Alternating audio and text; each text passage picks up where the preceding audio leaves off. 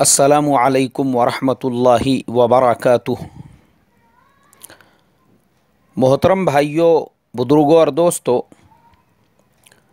ये हमारा इस्लाह मुआशरा का 786वां सबक है।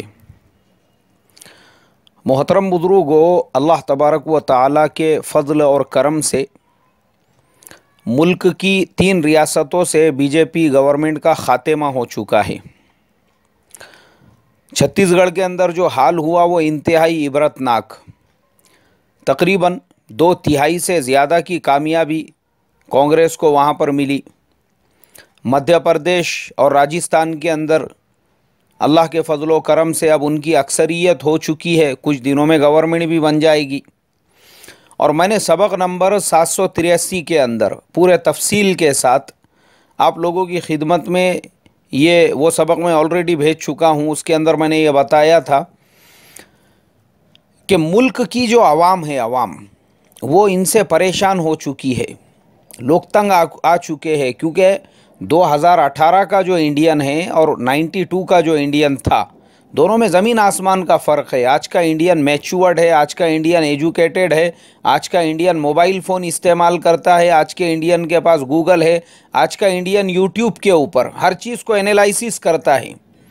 तो आज का जो इंडियन है ये वही पुरानी बातें करके इसको बहकाने की, दिशा भूल करने का जो काम हो रहा था, वापस से वही मंदिर मस्जिद का मुद्दा, दोबारा से शहरों के नाम बदलने की बातें, वापस से हिंदू मुसलमान का मसला, वापस से इंडिया पाकिस्तान, वापस से एंटी नेशनल, पता नहीं और क्या क्या चीज़ें थी जो इलेक्शन के अंदर बयान की जा रही थी। और लोगों को, उनको रोज़गार चाहिए, इन्होंने जो रोज़गार देने के वादे किए उसको पूरा नहीं किए थे।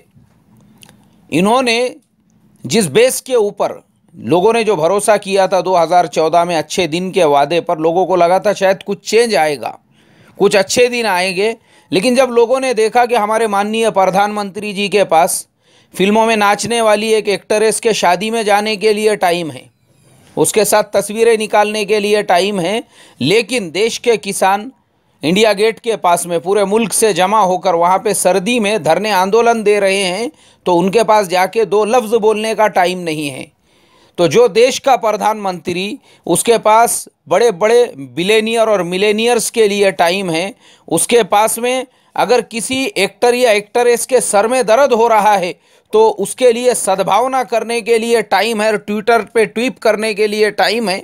लेकिन वहीं पर देश के अंदर गुर्बत की वजह से, देश के अंदर फाका कशी की वजह से, देश के अंदर एक आदमी एम्बुलेंस नहीं मिलने की वजह से अपने वाइफ की डेथ बॉडी को अपने कांधे पे डालकर 10 किलोमीटर तक जा रहा है, प्रधानमंत्री जी को वो नज़र नहीं आ रहा है। तो देश के गरीबों ने, क्योंकि हमारे देश के अंदर जो ताकतवर है सबसे ज़्यादा, वो यहाँ का सीएम, यहाँ का पीएम, यहाँ का एमएलए, यहाँ का एमपी नहीं है, वो यहाँ का वो गरीब मतदाता है जिसका एक वोट पूरी का पूरी गवर्नमेंट को हिलाने के लिए काफ़ी है।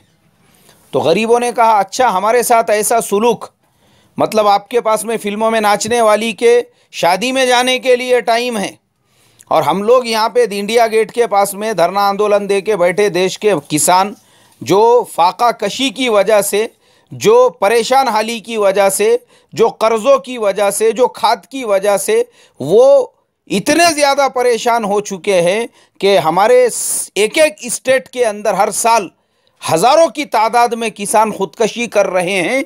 उनके पास जाने को इनके पास टाइम नहीं है। तो फिर देश की जनता ने इनको उनकी असली जगह बता दी, और पूरे मुल्क में जो माहौल बना और फिर पूरे मुल्क में जो हालात बदले, 5 स्टेट्स के हमारे सामने रिज़ल्ट है। अल्लाह तबारक व तआला ने इनके कदमों को उखाड़ दिया। और उससे पहले कर्नाटका के अंदर जो इलेक्शन हुआ था, वहाँ पे भी जनता ने इनको इनकी जगह बता दी, और इनको 2019 के अंदर भी पूरे मुल्क के अंदर, पूरे देश के अंदर लोगों के अंदर गम है, गुस्सा है, क्योंकि लोग परिवर्तन, चेंज चाहते हैं।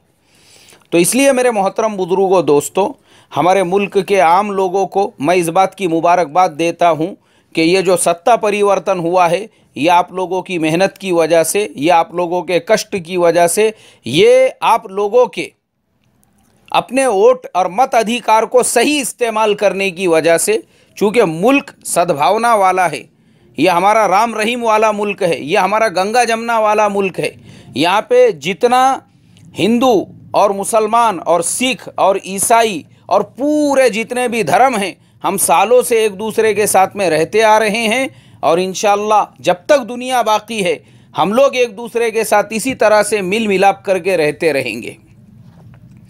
लेकिन मेरे मोहतरम दोस्तों, आज के सबक में जिस चीज़ ने मुझे मजबूर किया ये सबक बनाने के लिए और ये सबक रिकॉर्ड करने के लिए, वो ये कि मैंने उर्दू के अंदर 2-4 मैसेज देखा जो लोग हर ग्रुप के अंदर डाल रहे हैं। पहला मैसेज, उसके अंदर किसी साहब ने लिखा है, बोले मुसलमानों को खुश होने की ज़रूरत नहीं है, इसलिए कि ये बहुत बड़ी चाल है, बहुत बड़ी साजिश है। 2019 के अंदर वापस से बीजेपी सेंट्रल के अंदर अपनी गवर्नमेंट बनाने वाली है, इसलिए बोले लोगों के हाथ में ये तोज़ दिया गया है जो छोटे छोटे रियासतों के अंदर बीजेपी को नाकामी हो गई।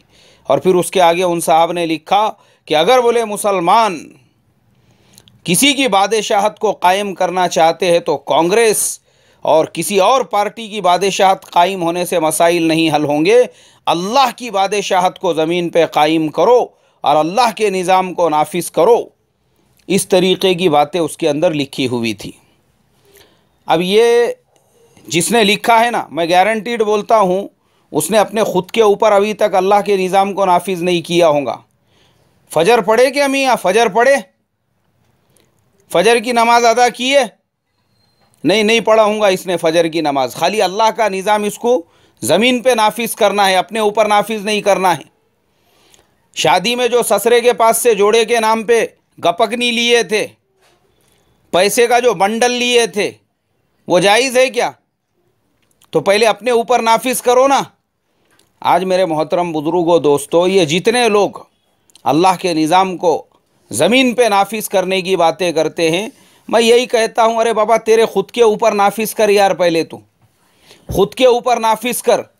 जिस दिन तेरे अपने घर की शादी बियाह बग़ैर शादी कार्ड के होंगी, बग़ैर फंक्शन हॉल्स के होंगी, बग़ैर बारात के होंगी, तो मैं समझूंगा कि हाँ अब कुछ उम्मीद जगी है अल्लाह के निज़ाम को नाफिज करने की। पहले अपने ज़िंदगी में लाओ ना, पहले बग़ैर शादी के काट के निकाह करो, पहले बग़ैर बारात के निकाह करो, पहले बग़ैर फंक्शन हॉल्स के निकाह करो, तो समझ में आएगा कि अल्लाह का निज़ाम अब तुम्हारे ऊपर नाफिज हो रहा है।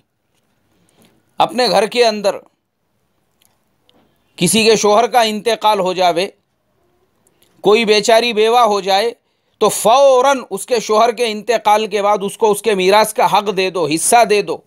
तो ये भीख मांगने वालियों की कमी हो जाएंगी, ये सदक़े खैरात और ज़कात जमा करने वालों की कमी हो जाएंगी। क्यों? क्योंकि मीरास में से उनको हक़ मिलेगा, हिस्सा मिल जाएगा, तो किसी के सामने हाथ फैलाने की ज़रूरत नहीं पड़ेगी उनको। तो जिस दिन ये मज़मून बनाने वाला किसी बेवा को उसकी मीरास दिलाकर और किसी तलाक़शुदा को उसके महर की रकम दिलाकर और फ़ौरन उसके दूसरे निकाह की फ़िक्र कराएगा, तब मैं समझूंगा कि हाँ माशाअल्लाह अब ये अल्लाह के निज़ाम को अपने ऊपर नाफिज कर रहा है।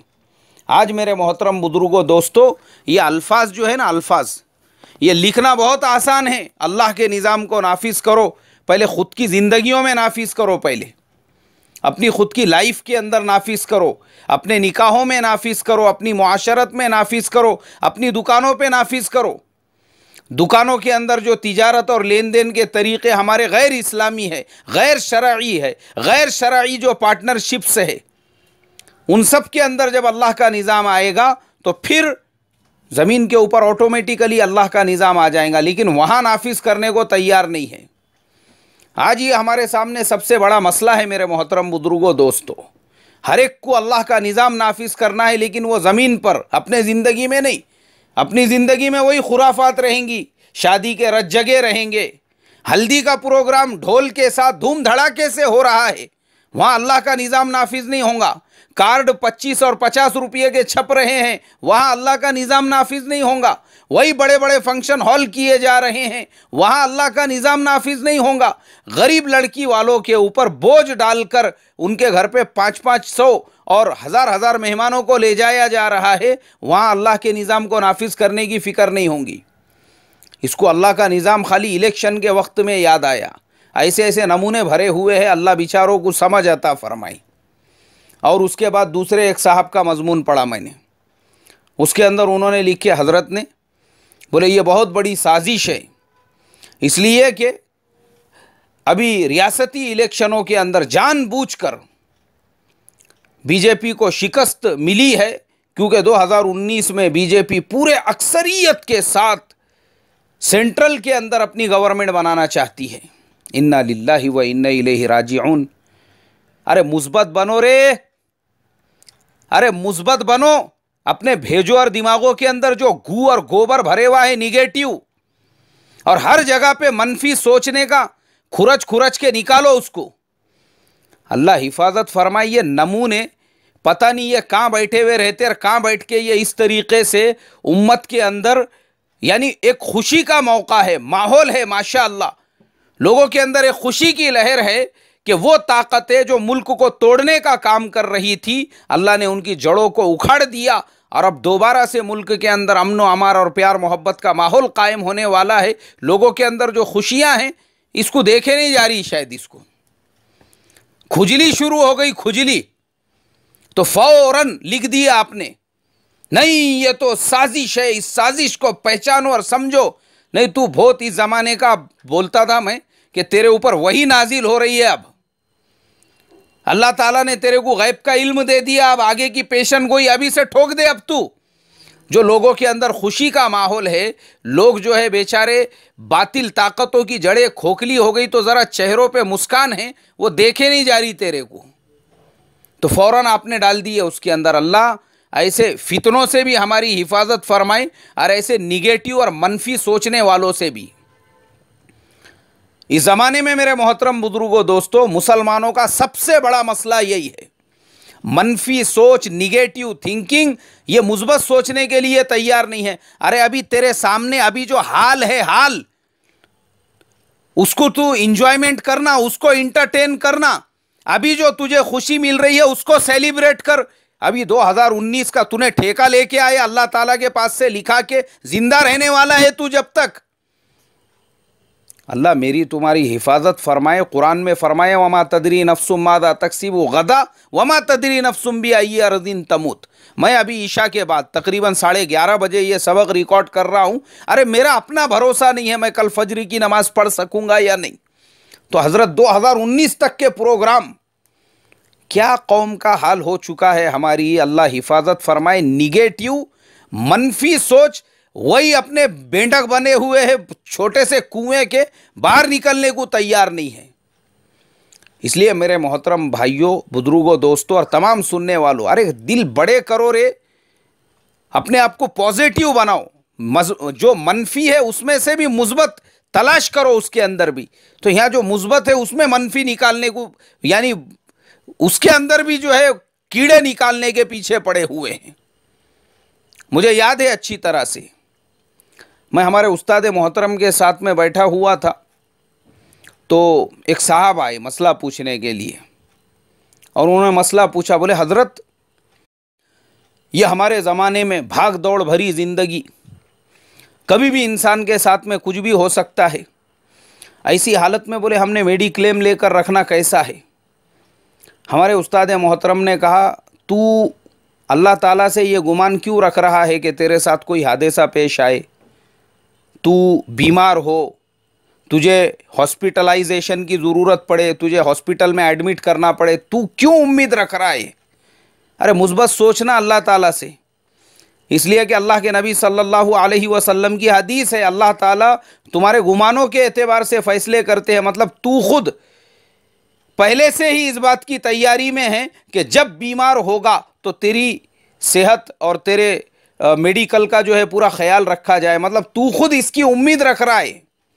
अरे तो वो उम्मीद क्यों रख रहा है तू, उसके लिए पहले से क्यों तैयारी कर रहा है।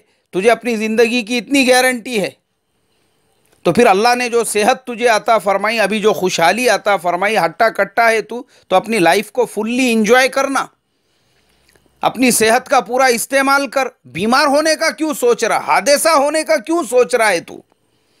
हमारे उस्ताद मोहतरम ने ये जवाब दिया। तो ये मेरे मोहतरम बुजुर्गों हम तमाम के लिए है।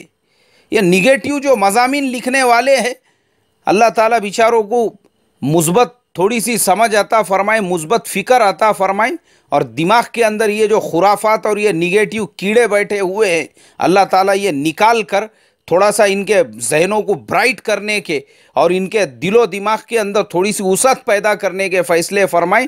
और सारे मुल्क के नौजवानों को और तमाम सुनने वालों को यही कहूँगा, अल्लाह ताला ने बातिल के कदमों को उखाड़ा है। उम्मीद रखो अल्लाह से, अल्लाह 2019 में भी इनको उखाड़ कर फेंकेगा, ये उम्मीद रखो। अल्लाह तबारक व ताला की ज़ात वो कादिर मुतलक है, इसलिए मुस्बत सोचो, मुस्बत और पॉजिटिव उम्मीदें अल्लाह की ज़ात से रखे। अल्लाह तबारक व ताला हमारे मुल्क पे खुसूसी रहमतें नाजिल फरमाए और प्यार मोहब्बत का माहौल हमेशा कायम व दायम रखे। अस्सलामु अलैकुम व रहमतुल्लाहि व बरकातुहू।